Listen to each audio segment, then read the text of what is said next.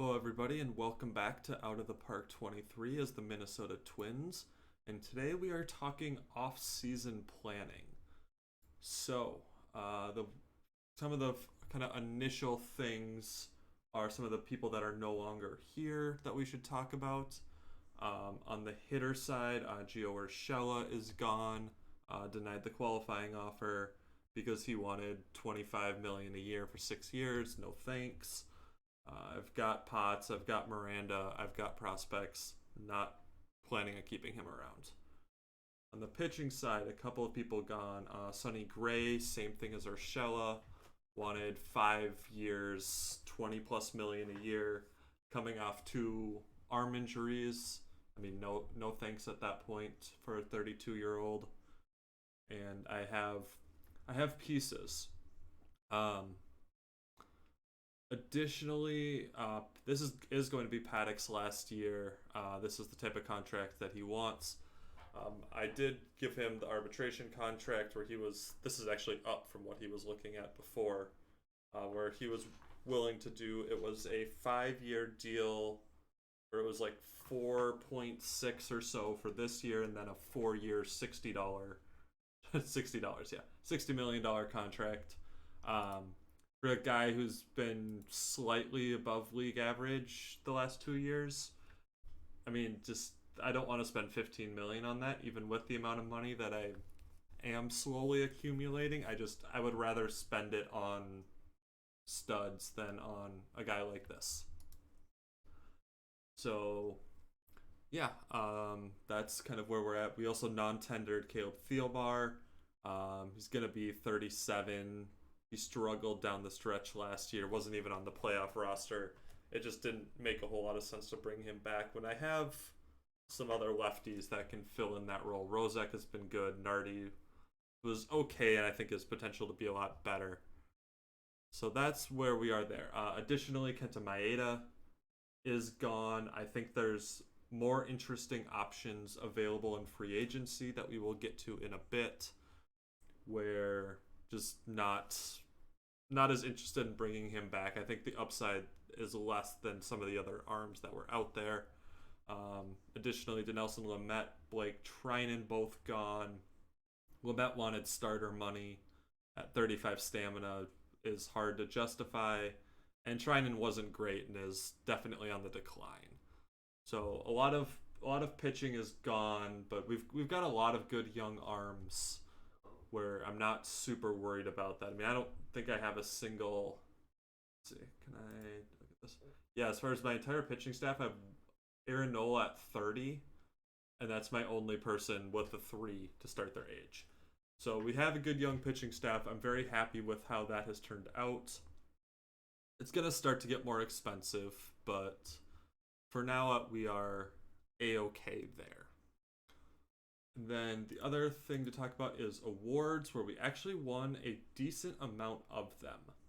Let's see. So the first one, I believe, was Gold Gloves, where we actually won 2. Kepler wasn't super surprising to me. He was very good defensively. He put up that 9.9 zone rating. Career year for him defensively. Was great to see. Just kind of this will be his best season ever for sure. 4.7 WAR was very good. But additionally, Jose Miranda, I was not really expecting this. I mean, he was good. Don't get me wrong, but there really wasn't like a standout first baseman. I legitimately don't actually remember if I voted for him or not when I was doing my award voting.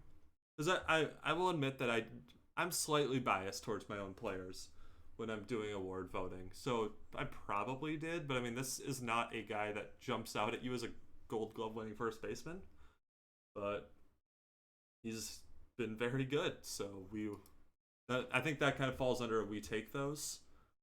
Not something that I was like super hyped about. As far as reliever of the year goes, Duran finishes runner up to Rogers in a very close vote. I think deservedly so. I think Rogers had a much better year, even though obviously much less innings. Duran threw kind of double the innings, but Rogers had half the ERA.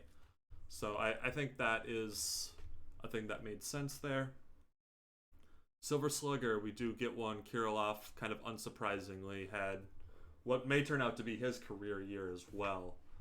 But he's definitely shot up as far as his ratings are concerned from the scouts. He's just is a bona fide superstar at this point. So that is really good to see him doing that. Rookie of the Year, we win this as well. Two of the four people who got votes from our team. Royce got 21 first place votes. This is kind of crazy. Gomez gets 9 first place votes, but still finishes third behind a guy who got no first place votes. I mean, Royce was the pretty obvious pick here. I think putting up 4.1 WAR as a rookie is just pretty insane. I mean, I legitimately won't be shocked if this is also his best year. But I mean, he's a guy that can provide value for the extent of the contract that we talked about before, because he's never making more than $13 million in a year. So I really can't complain about that. Where it's could get to a point where up here, I mean, he might be Polanco, but with actual defensive utility. I mean, you can see at some important positions he's playable and would be very good in the corner outfield spots too if I needed to make him a backup there for whatever reason, because he does hit right-handed. And I have a lot of lefties in my corner outfield, not only on the majors but in the minors as well. So that's really nice to see there. We did not get Best Manager. Not really a surprise that Mike Matheny won that in the AL. Cy Young, we had 2 guys in the top 5 with Gomez and Noah, who both got first place votes. One of Noah's was from me. I thought he had a better year than Gomez as far as starters go, because he was the starter the whole year. But I mean, Gomez obviously had a very, very good year as well. So very happy to have him in my rotation. The Rays with number 1 and number 2. And Patino on here as well. I mean, that's just a pretty crazy rotation that the Rays have as well. So that's pretty scary there. MVP, Mike Trout, no real surprise. Kirilov finished as 4th. I was the first place vote because, okay, maybe I'm a little more of a homer than I thought initially. But yeah, I mean, I think that this is a pretty reasonable breakdown. These kind of were the top 4. I think if I was doing it legitimately, I would put Kirilov ahead of Ohtani, because Ohtani just wasn't a stud in either direction. Oh, this is interesting. It'll only show me that. I think he was about 3 WAR as a hitter as well. So I mean, 6 WAR cumulative. I mean, you can make the argument that because he provided value. I mean, I think it's a decent enough argument. But I mean, Trout was the best player for sure. They have almost 9 WAR. He just walks so much. It's kind of crazy. But yeah, so that's the awards situation. Pretty good awards season for us, even though we didn't even win our division. So that's kind of a lot of good signs for the team moving forward. A lot of these awards are people that are under contract for multiple more years. So that's good to see. Go into the lineups for the team. Starting at catcher, Hunton, Jeffers, plus also Bo Naylor, who I'm going to try to get some more time in AAA. This year I had to have him in the majors all year because of Rule 5. I still think there's potential there for him. But catcher is not a spot I love my position right now. Hunt definitely had a down year compared to where he was last year. A lot of these batting numbers and ratings have come down. Still a good defensive catcher, but the bat you'd like to be better than this. Like if this was like 85, I would take it, but this is just too low. I think for a serviceable player, and Jeffers obviously was even worse. But Jeffers is the catcher that has the most trade value, so this is probably a guy I'm going to look into moving probably fairly aggressively. I've done a little bit of shopping, but I think this could be a kind of January type of deal of when people strike out on some of the catchers that are available. Maybe we'll see what his trade market is at that point. First base, I think we're in a really good spot. Both Miranda and Potts had good years. Kirilov can play there as well. I mean, first base is set for a pretty long time. The nice thing about Kirilloff having that decent spot at first base is since he does hit left-handed, Miranda, Potts are both righties. Potts especially doesn't hit righties super well, so that lets me kind of take him out against righties and still play Miranda, play Kirilloff. It's kind of funny. I'm taking my Gold Glove first baseman off of first base against righties this year, but I think this is probably where we're going to be looking to go, so I can get Frelick some more playing time, as well as Chappelli in the minors. I mean, my up the middle is Royce and Correa. They're both locked up for a while. Aranda's more of my bat first middle infielder. Maya's my glove guy. So Maya's really more here to be my backup shortstop than anything second base related, because I have Aranda can play there, Polanco can play there. So I think that's less of a role for him.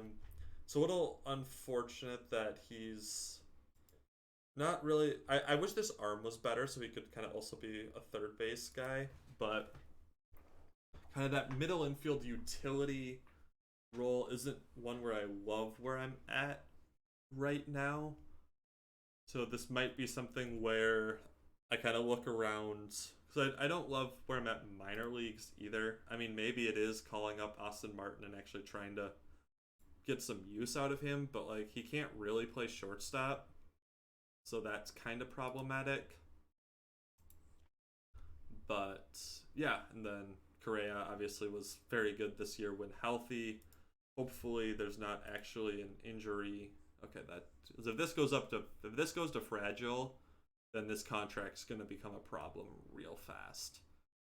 But for now, he's just very, very good. My outfield situation is both good and not at the same time. I don't really feel like I have a backup center fielder for Buxton, which is problematic because of the fragile thing that is very much, he is fragile. He got hurt a lot in 22. I don't, did he actually have an injury in 23? Yeah, 6 weeks. But I mean, he wasn't definitely not playing every day at all. And I had Royce playing every third day in center field. Just I don't trust him being out there more than 4 to 5 times a week. So that's a little rough. Not really having a guy that I like there. So that's something that I'm kind of looking to acquire right now, whether that be in free agency or in trade. Because even though, I mean, Chappelle's a good bat, can't play center field. Kjerstad, same thing, can't really play center field.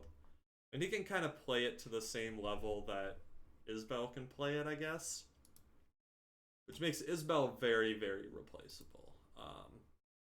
I considered DFAing him. I'm still not opposed to it if it turns out that I need the 40-man spots. But I don't really think I do. I don't think that I'm going to be signing 7, 8 guys. And there's not really anybody that I feel a really strong need to protect. I mean, Morales isn't like really a catcher. So, yeah, and like down here, a lot of no thanks. Can you actually play center field? Not really. So yeah, so center field is sort of a need situation. Catcher is something that I definitely need to keep an eye on for upgrades. And then Kepler, obviously coming off of the massive year. We did take his team option for $10 million. This is never going to happen. This is way, way too much money. So I'm not opposed to trading him in this offseason. I don't think I will. But if it takes Kepler to bring in a like mega catcher prospect or a stud starting pitcher, then I'll do it. Because his trade value will never be higher than it is right now. But he hasn't been a name that I've really been seeing pop up when I have been doing trades. So Yeah, I think it's most likely is going to be exactly the same as what we just saw with Urshela. Of he'll probably end up getting the rejecting a qualifying offer next season and move on at that point because I don't think I can justify paying him the type of money that he wants. But we'll kind of get one more last ride with Kepler, and enjoy that for what it is. On the pitching side, we're in an interesting spot where I think relief wise we're looking pretty decent, especially because I would like to bump at least one of these guys out of being a starting pitcher. I don't want to rely on both of them. I don't love Paddock as a 3. Gomez, I don't think is a 2 quite yet. I'm fine with Noah as my ace, but there is a very intriguing option I'm going to be looking at. Um, but the bullpen is good. Obviously, Duran is good. And then it's a lot of intriguing arms in here. Colby White was very, very good last year in the 18 appearances, gave up 2 runs. Rozek's been good. Balazovic, I think, is probably mostly just going to be a reliever for me at this point. We'll give him another run as a starter. The prospect ranking going up, I believe. Yeah, like the fact that this prospect rating is going up makes me think that maybe there is a starter in there. There might be like a back end starter, but kind of between him, Ryan, Winder, I would like that to fill 1 spot, not 2, in the starting rotation. So what we're going to be doing is probably in free agency or in trade, look to acquire a high-end pitcher who can be either a 1 or a 2, like legitimate 1 or 2. And there are a couple of options for that. But yeah, that's where we're at pitching wise. Let's go ahead and talk prospects a little bit before we get into free agency. Rocker, like we talked about last time, being out for 9 months, this is really rough. This was definitely a guy I would have been looking at to potentially be in my starting rotation this year. But as it is, obviously, that's no longer the case. 9 months puts us at August of when he would be coming back. So I think he'll just kind of slot back into AAA as basically a rehab assignment there. Woods Richardson, to me, is mostly fallen off of viability. The control is a problem, and it's showing up in the stats as not being great either. Hajar has been declining in this potential as well. That was as high as a 55 at points. Struggled in Double A this year, though. Kind of did that in High A before. But he's got time before he has to be put on the 40-man. The placement injury is unfortunate. But really, kind of a lot of these guys aren't, like, super intriguing. Which kind of puts me in a little bit of concern for moving forward. But if I get a couple of guys that maybe have, like, team options built in for 25 as well, that could potentially put me in a better spot for starters going into next year. Povich had like an okay year, but he's still kind of hanging around that 45 potential, which is nice to see. So kind of there's maybe something there. Osmond, I think, is a reliever, probably a 30 control. But the walks aren't as problematic as Woods Richardson, which says that maybe there's potential for that to go up. And I think if this goes up a little bit, then there's definitely is a potential reliever here, because the stuff goes up to 65 potential as a reliever, so kind of maybe there. Unfortunate that a probably best case outcome for my second round pick is a reliever from a college starter, but that's kind of is what it is. Gray, obviously not great. Ekstrom struggled. So yeah, so that's sort of where we're at pitch-wise. Was this the... Yeah, this was a very recent scouting discovery that's intriguing, especially if this movement can go up, like, at all. Like, if this could get to 40 or 45, the elite changeup potential, I mean, There's very high upside to this guy. Not anytime soon, obviously, but there's a lot of upside there. On the hitter side, the most intriguing prospect to me right now is Keone Kavoko, where he basically did a Miranda this year, from what Jose Miranda did in 2021, of hit really well at high A to start the year, got bumped up to double A, was even better. We'll start him in triple A this year. There's a chance that he's on the major league roster at some point this year. And so we did add him to the 40 man because he was going to be Rule 5 eligible. But I think he, in a lot of ways, makes Steer and Wallner, and honestly Hassan Martin as well, kind of irrelevant, which is very intriguing. Where he's a guy that hasn't really hit this type of stride in real life, but really outside of 2022 in high A has only been good in this save. So that's exciting to see him potentially getting some time in the majors. Collier is behind him at this point. So even though this looks really bad, going in here and looking at the splits, August and September he started to really figure things out in A-ball. So that says to me that I probably could have even started him in high A, but I think we've let him get in kind of maybe 2 months at A-ball, and then we can bump him up, where we could be looking at him in high A before he turns 20. So that's really nice.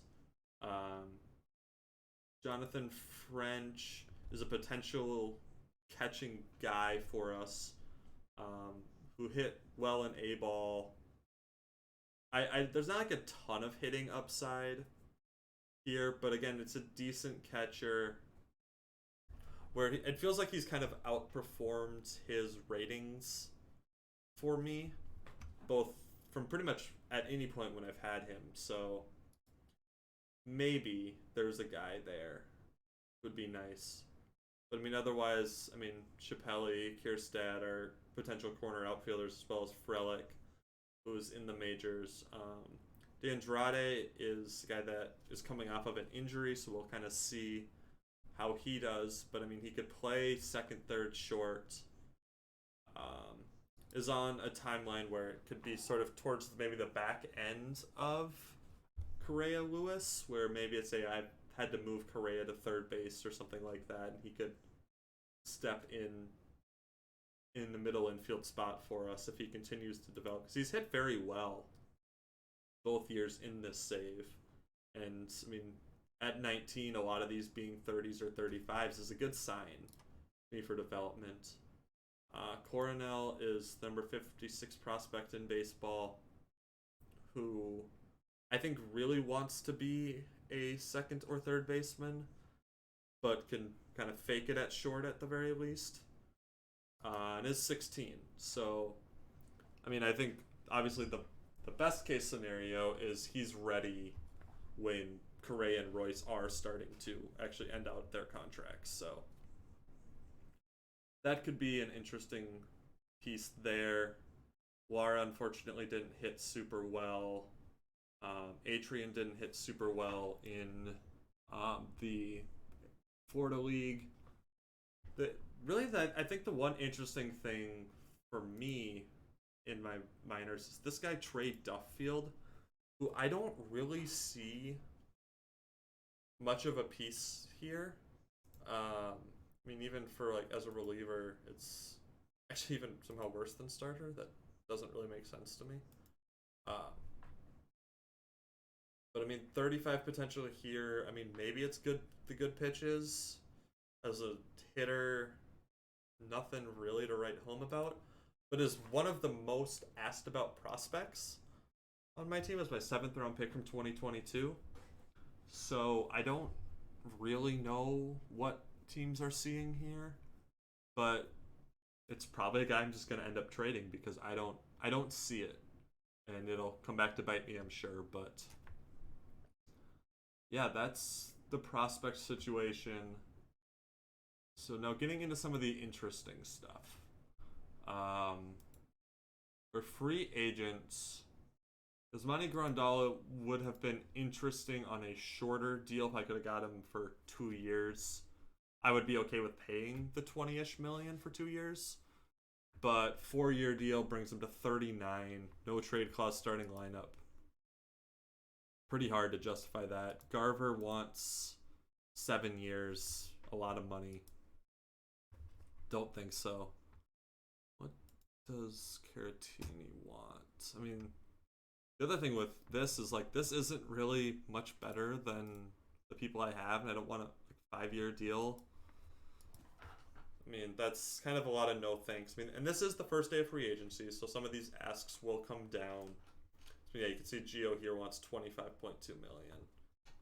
So yeah, on the hitters side, like I don't think there's much that I'm gonna be in on because there just isn't pieces in the type of situations that are useful to me. Baez is again kind of pretty similar to the players that I already have, and he wants a 3-year, 7.5 million. I mean, I don't really see myself being in on hitters. On pitchers, on the other hand, there are some very intriguing options starting right here. He just wants a 1-year deal. So what I'm going to do, that I'm going to see if he will take this. Because I have a lot of money to play around with for the next kind of couple of years before kind of my arbitration numbers start to kick in, before the Kirilloff and Royce extensions start to really kick in. So if I can get, let's see. Okay. So I don't think he wants then the, okay, so even if he doesn't want that option, let's see.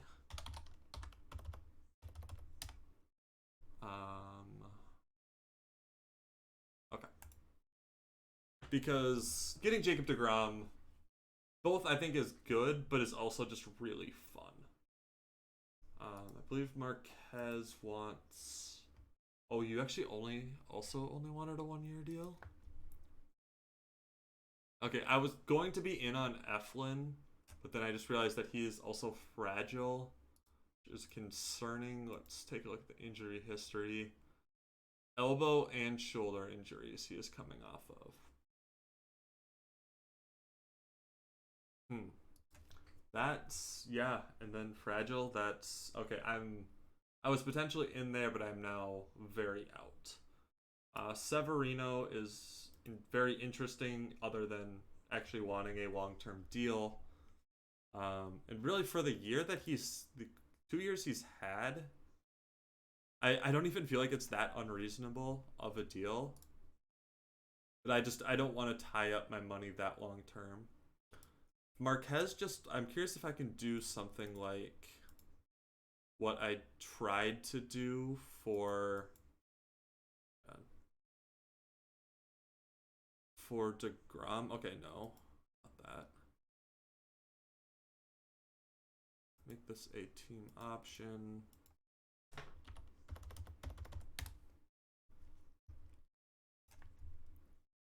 Let's see, because that would get me through those 2 years. The numbers like aren't great, but there's always the Coors factor. And this is super BABIP driven to me. The 347 BABIP, like that's not reasonable. Let's see, a forearm cramp. That's really it. He did. Okay, so that's a torn UCL right into that. So that's probably why he just wants a 1-year deal. But I think that I'm okay with offering this. No, I hate how that it does that. The second one is a team option, a $1 buyout. And let's see what he says to this. All right. So this would be very interesting now.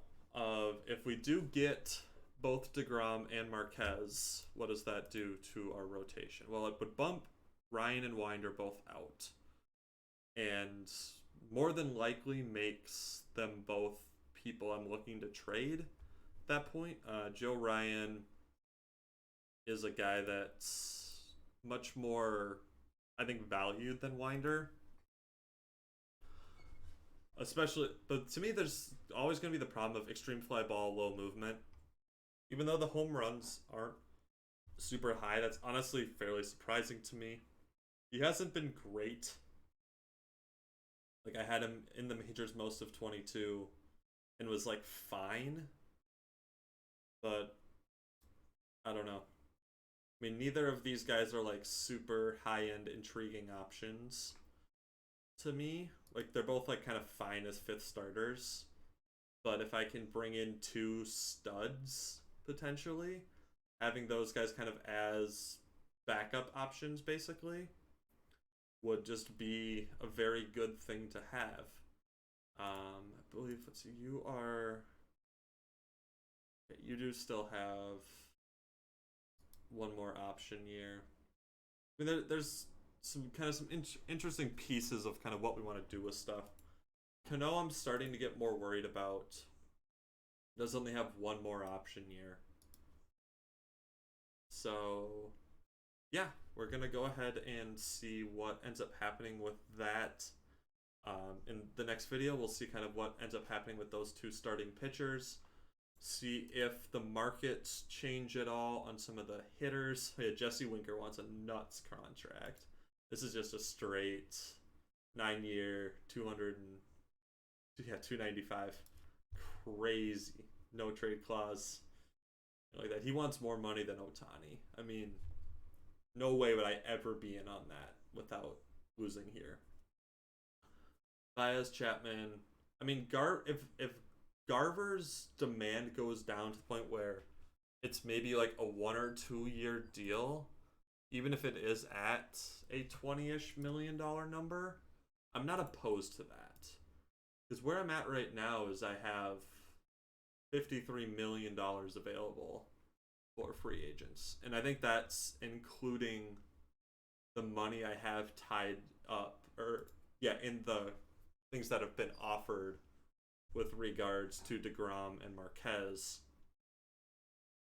So, yeah, I mean, like, we've got plenty of money available right now. This Polanco team option is almost guaranteed getting turned down, which will open up some more money. Good, because we'll have to start paying Miranda. That's really it as far as... Oh, and Duran. So Duran and Miranda are the people that kind of start to increase in money for 2025.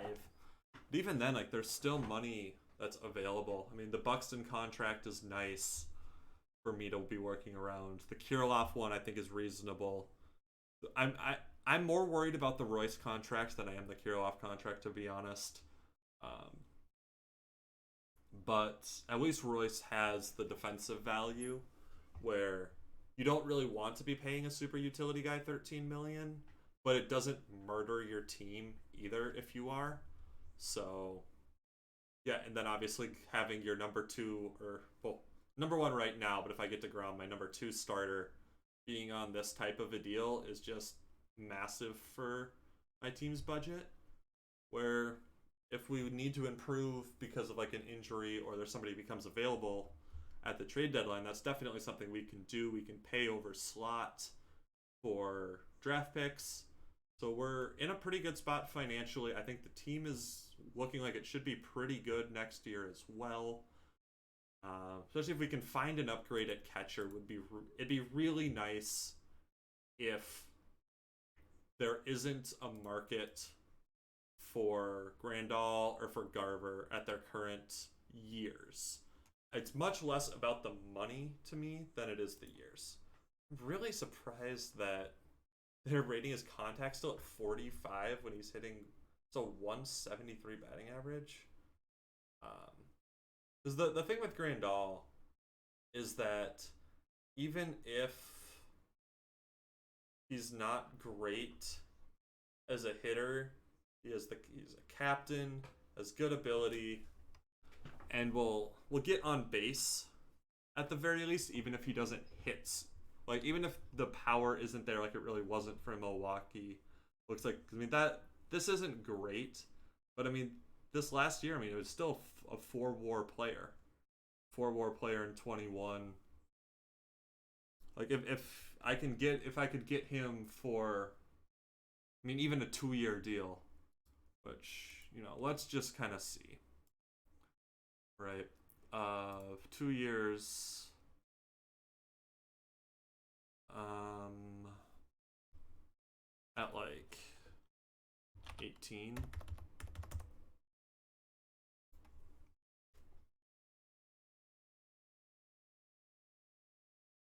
Would be. I don't love this being. I'm gonna change this to a vesting option. 450 plate appearances. Say. Yeah, he really wants 4 years. He's willing to come down, I think, a little bit on money then at that point. But yeah, I don't see giving him 4 years. Yeah, he was an all-star last year. Yeah. So yeah, I mean if either of these guys end up coming down on that, that would be nice. But yeah, I mean so we've got these two potential stud starting pitchers.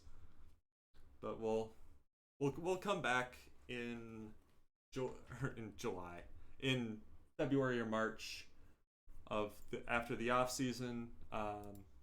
Trades, there's not really like a ton, I guess, that I have working. I was looking at potentially some deals for Alcantara. Oh, this is actually a lot closer than it was before. Because I'm not opposed to this, especially if um, I end up not getting one of those two guys. Because this is a very reasonable deal as well. Yeah, because I was messing around with this kind of before the season turned over, so it's probably because he was making kind of quote unquote less money because it was still technically his salary was from 2023, which was like 6 or 7 million. But yeah, I mean, I'm definitely not opposed to making a deal for Alcantara, um, as well. So this is another option because like these are people I don't super care about.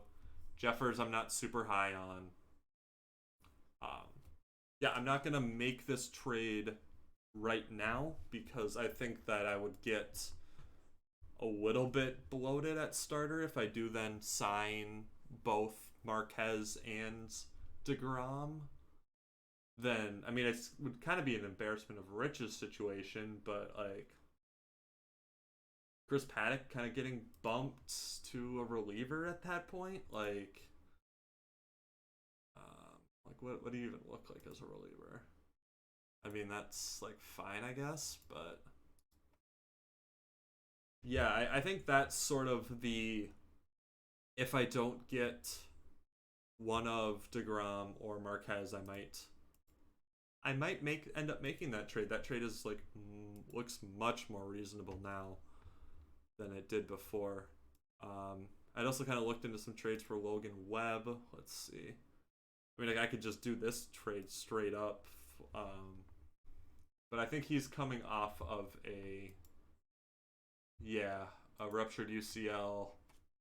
He was one of the guys that I did some scouting on, but the personality class is kind of problematic to me. I mean, he still has 2 years of team control available. Should still be a very good pitcher. I would say it's a little bit higher. So I mean that's like this is a option as well. Because I mean with all the money we have available, I like how they're both 27, but Ryan's like not even in arbitration yet, and Logan Webb has 2 more years. But yeah, so there's some options to go out and get a starter. as well, because I don't love where we're at right now. But I mean, if I can get two guys, then I will like where I'm at quite a bit more, especially if Gomez continues on his trajectory from last year to developing into a number two, number three guy. That would be great. But I think that is going to be it for this episode. I hope you guys have a good rest of your day, and I will catch you in the next one. Bye.